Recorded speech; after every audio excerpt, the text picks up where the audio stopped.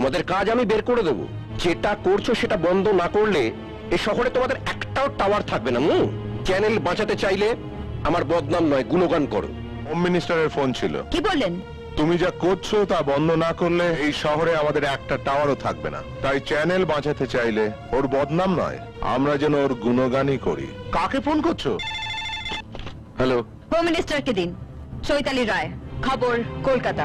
চৈতি দাদা, কি বলেছেন আপনি? আমরা যেটা করছি সেটা যদি বন্ধ না করি এই শহরে আমাদের কোনো টাওয়ার থাকবে না।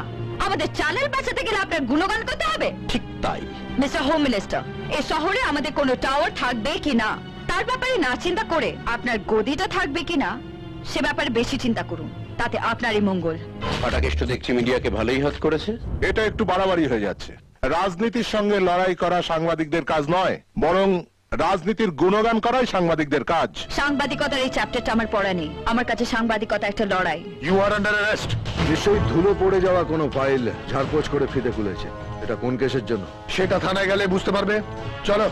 কি ব্যাপার? ওকে থানায় নিয়ে যাচ্ছেন কেন? কি করেছো? নন্দিনী, না, তুমি তো কোনো দোষ করোনি, তাহলে তোমার থানায় নিয়ে যাবে কেন? তোমার গুন্ডাবর মন্ত্রীর পাকা ধানে মই দিয়েছে, এটা কি কম দোষের? চল চল চল। রণদেব পালের পছন্দ নয় এমন কোনো কাজ করা যাবে না। নিয়মটা তুই করেছিলি, আমি শুধু নিয়মটার পালন করছি।